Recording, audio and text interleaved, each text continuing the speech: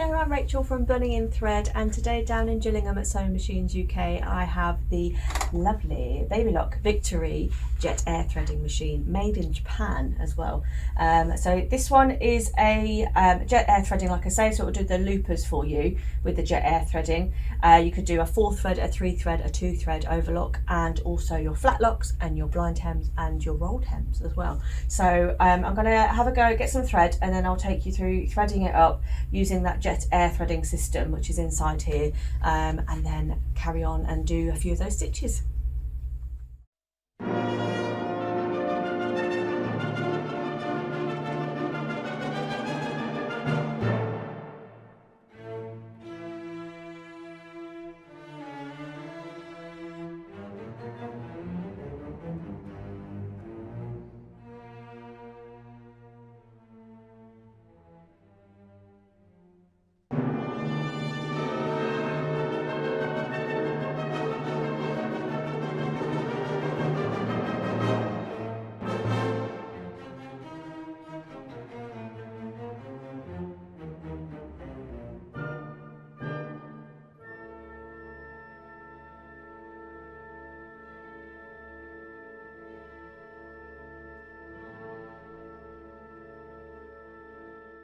So before I go into threading the machine, I just wanted to bring your attention to this little compartment over here. So I'll just turn this around a little bit.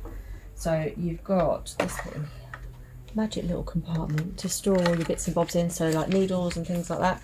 And you have a little accessory pouch in here with your tweezers and a spare blade and your needles there, and a smaller screwdriver, a little cleaning brush, and these are just some spare screws for your needles as well. So all of that in this little pouch here, little compartment in here. And then also with the machine you get all of the accessories are on the table. So you get your sort of spool holders here. This is a needle threader, sorry, a looper threader. So if you need to do your loopers manually, you can use that one. You've got your thread nets as well here, another screwdriver, your little accessory pouch, your dust cover, and then your instruction manual and this quick reference threading guide as well. So you get all of that with the machine. So I'll go ahead and thread up. Let's pop all of this to one side. Okay, so first of all, I just wanted to point out that the Overlocker is already, it comes threaded up, so you get an idea of how to sort of thread it up from scratch anyway. So I'm just going to undo that. So a lot of people will tie on the threads onto their new threads and then pull them through, but I'm going to show you how to do it properly. And I'll just take these through, so pull all this out. So I've got my threads here, so I'm just going to extend this up here as well, and then I'm just going to take all of these off because I don't need those so much. These are really if you've got the larger spools of thread. So I'll just take these ones off and then pop this into here. I'm just going to get them all in place and then I'll take you through threading it all up. I really like the way that these are sort of at a right angle, so the spool stand isn't sort of that the straight line at the back, so I find they're actually easier to get hold of this way. Just take the threads up into the thread stand at the top. Okay, so I'm going to start with the lower looper. So I'll just open this bit here, and then you'll be able to see all the bits and bobs inside, and that slides open as well so you can see what's going on. Okay, so you've got instructions in the door here, so you've got quick access to all of that information here, which is really handy. So it's good that the first step, it tells you make sure the presser foot is up. Okay, so at the back here you've got your presser foot lever, so just make sure that's all the way up. Okay, so you want to do that before you do anything. Also on the wheel here, you make sure that that's in the lined up position there with the green markers on there. Okay, so first of all, we want to push in the machine lock button. Okay, so that tells the machine that we are going into threading mode. Okay, then we want to turn the hand wheel, and you can see all of this moving here, and when they're lined up, there we go, so that's all engaged now into there. So that's all done automatically just by you turning the hand wheel. So I want to do the lower looper first. I'm going to switch from U to L. Okay, so just switch that over like this, and then I'm going to bring my thread through here. Okay, so into there, and then all the way down.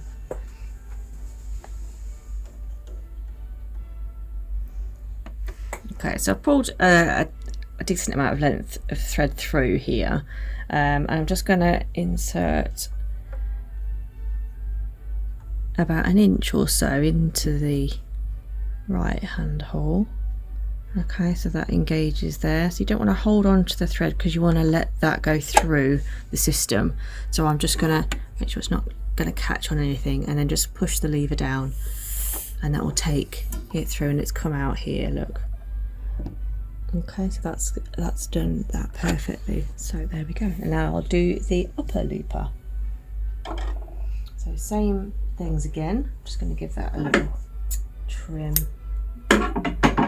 Okay, so up on my thread stand, into the guide here, straight down into your tensions. Give a little extra bit of length of thread there so that it's got enough to take it through. And then we want to move this over to the U, okay, to be able to do your upper looper. And again, about 1 inch or so of thread into there so it can engage and the air takes it through. And then I'm going to push this, and it's come through up here, like magic. So when we're done, we just need to disengage the threading system so that the machine knows, there we go, that we're back into sewing mode. So the pipes here have gone back to their sewing position. Okay, so that's the lower loopers done. The loopers done. So now I'm going to do the needles. So we do have a needle threader here as well. But the first thing we need to do, again, obviously make sure the foot's up, which it was when we started anyway, so that's fine. And then on the side here, because we moved the hand wheel, just need to make sure that that goes back to the position where it's marked here.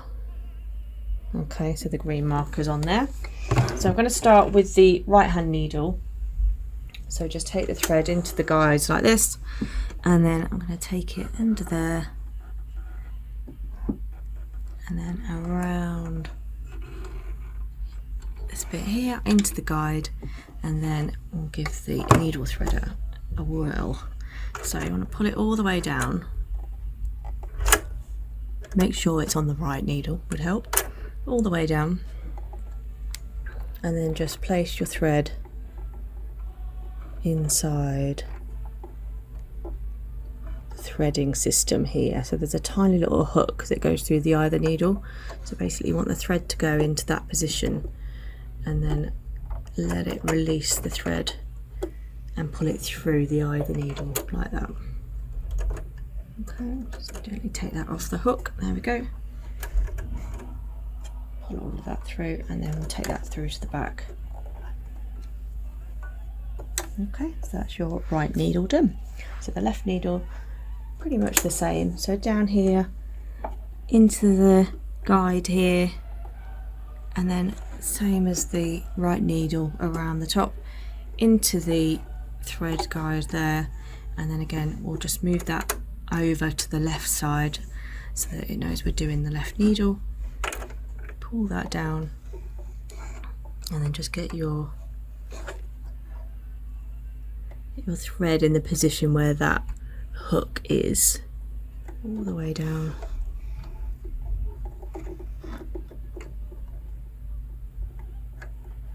You can make sure it goes further to the back against the needle a bit more, and then gently let that go through. There we go. Okay, and then we'll pop that underneath the foot as well to join the other one. There we go. So now that's all threaded up, I'm just going to close all the covers so that one just slides in and out like that, and this one goes straight back up again. So what you can see on the front here, we've got the different dials here. Okay, so this one here is your stitch width. So you'll see on here there's two sets of numbers. So you've got the larger number here, so this one is 5.5, and then the smaller number is 3. So that's telling you the difference between whether you've got the left needle in or the right needle. So the larger number is when you have the left needle in, because then you've got the bigger width availability there, and then the smaller number is for the right needle when you have that one in. So you can go right up, the maximum is going to be 7.5 or 5 when you've got the right needle in. So you've got quite a good range of different widths available there. And then this one is your stitch length, so quite self-explanatory really. So you've got your shortest stitch length there, and then you can go all the way down. So these ones here with the darker background on, these are for your rolled hem, so you've got an adjustment. You've got 4 different, well, more than 4 actually, different settings for your rolled hem there. So depending on the sort of fabric you're stitching on, you might not want it to be the shortest it can be, so you might want to just alter it a little bit there. Okay, and then we've got the standard widths, lengths there.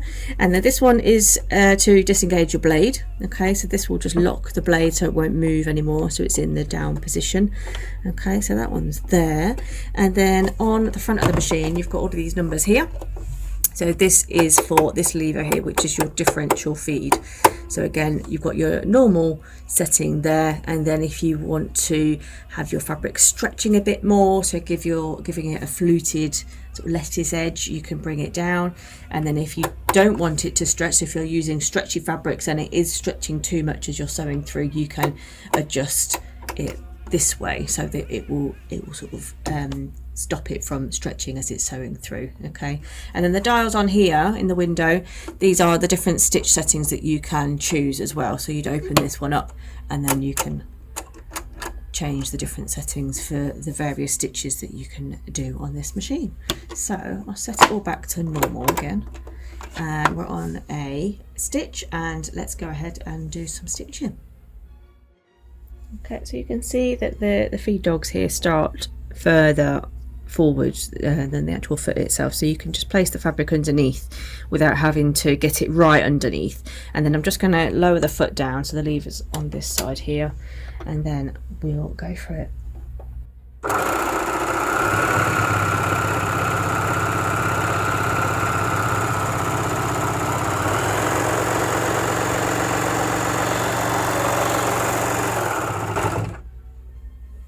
There we go. So beautiful overlocking stitch from the off, so I haven't had to adjust anything or do anything, it's just stitched perfectly. And it's actually, it feels lovely as well. It feels really solid, it's really smooth and actually quite quiet when you compare it to other overlockers as well. So it's, yeah, I really enjoyed that little stitch.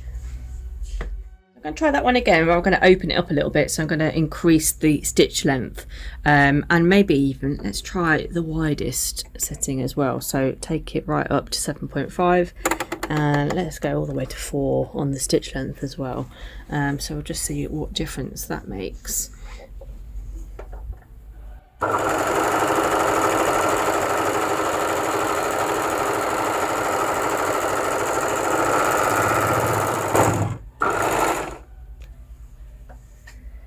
So there we go, so there's a difference there just by altering the stitch width and length. There was the original one there. So that was set to about 2, it was a 2 on the stitch length, and it was the standard, the M for the width, and that was gone up to the 7.5 for the width and then the 4 for the length. So you can see, I mean, this fabric's a tiny little bit stretchy, so you can kind of see that it's stretching, the stitches are stretching with the fabric as well, which is what we want with an overlocker stitch. So next thing I'm going to do is just work through this quick reference threading guide, because it's quite a handy little reference, and it will show you all the different stitches that it can do. So I'm going to go through and do the 3 thread overlock, but the narrow one. So it tells you here for each one what needle you need in, whether it's the right, the left, or both, the suggested stitch length, the suggested stitch width, and also the stitch selector, which is this bit here, just located on there. So you're changing it from A to B, C and D, for example. So you've got all the different ones in here. So this is the 3-thread flat lock seaming, the 2-thread flat lock, the 3-thread rolled hem, rolled edge, and also this blanket stitch, which looks fab. So I'm going to give that a go. The 2-thread blanket stitch, and then on the back we've got the wide 3-thread overlocker stitch, and then we've got the hem, the sort of the narrow hem. So not the rolled hem, the narrow hem, so it's slightly different. So yeah, let's give that a go. Okay, so I've got my left and right screws here for my left and right needles, so we need to leave the right one in. So I'm just going to undo the screw here for the left needle. There we go. Just want to do it gently, I don't need to do it too much, and then I'm just going to release that needle out. And then I like to leave that in, the thread in, until I've got hold of the needle so it doesn't go flying. I'm just going to give that a little cut there so that can come out. And I also like to, if I'm going to reuse that needle, it's not been used that much, I'm just going to pop it into the spool stand, the spool that it's not being used. Okay, and then I'll just pull this thread all the way out. Okay, just pop that up there out the way because we'll use that again in a second. So we have our right needle in, so that's that one done. The stitch length, we need it to be 2.5, between 2.5 and 3.5. So let's move that back down again. So maybe let's just do it on 3. There we go. Let's have it on 3 to start with. And then the width needs to be 3. So let's bring that right down. So it's 3 with the right needle in, remember. So that is the smaller number here. So we're on number 3. And then our stitch selector, we need to change it here. So we'll just open up the cover and then we'll move that so that this is in line there. So we're on stitch B. So there we go, let's give that a try.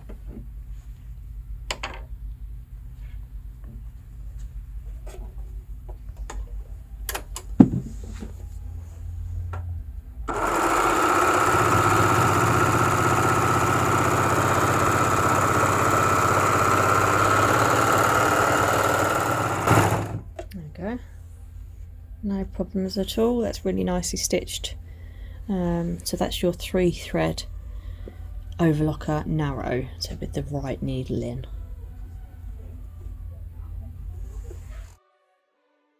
So for the 3-thread rolled hem, I've got my right needle in. The stitch length is anywhere between 0.75 and 1.5 on the rolled hem setting. So remember those darker numbers with a darker background on them. So make sure you're on that section of the stitch length. And then the stitch width, 3.5, and then your stitch selector was on D there. So just to show you quickly the stitch length here. So it says on the side you've got the rolled hem there, and then the standard. So the indicators up the top here, so you want it sort of between that 0.75 and 1.5, so depending on, think of it as a zigzag, how open you want that to be. So I'm going to knock it down to like the 0.75 version, I think. Okay, and then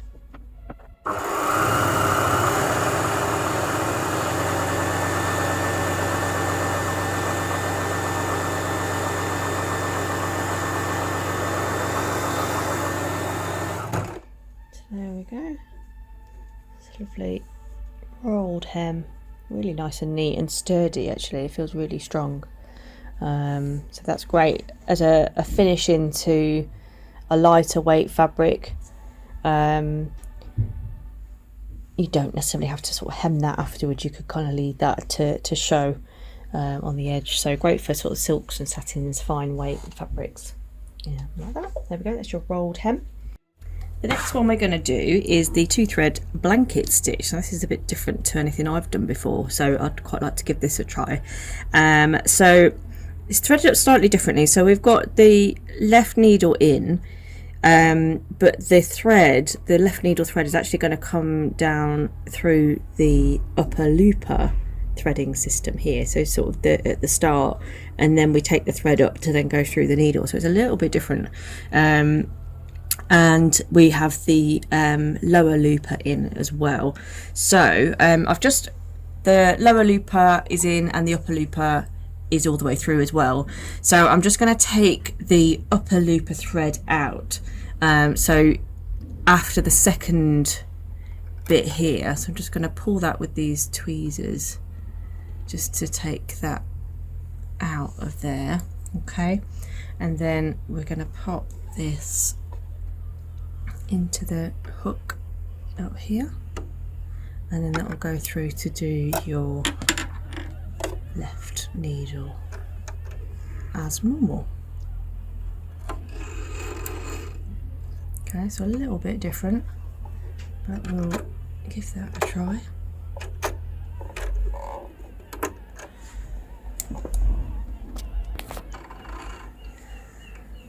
Okay, so I'll thread the left needle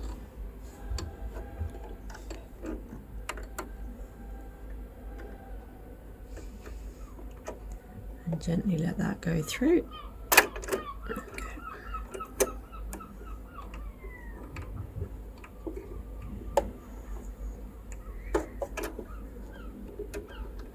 Pop that underneath there. Right, okay, so I'm just going to double check that's all good, and also need to pull this over, so because there isn't a thread in the upper looper part there, so I'm just going to pop that into there like so.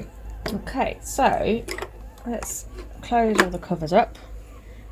Just double checking all my settings. So I've got my left needle in, stitch length is on 4, which is right, the width is on 7.5, and then we've got our stitch selector on A. Okay, so here we go.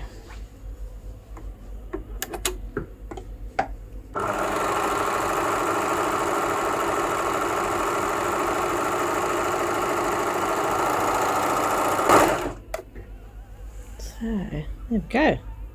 It's quite a nice little stitch actually. So it gives you like a blanket stitch type of finish on the edge of your fabric, but still stretchy as well, which is great. So there we go. So there we have the Babylock Victory Jet Air Threading Overlocker. So there's a few more bits it can do, but this is a nice selection of bits, and especially the 4 thread and the rolled hem are ones that a lot of people would want to do more of on a machine like this. So take a look at the Babylock range that is newly available at Sewing Machines UK on their website, which is www.sewingmachinesuk.co.uk. And if you want to ask them any questions, you can always give them a call or drop them a message. But yeah, they have got these in now, so yeah, take a look, and I'll speak to you again soon.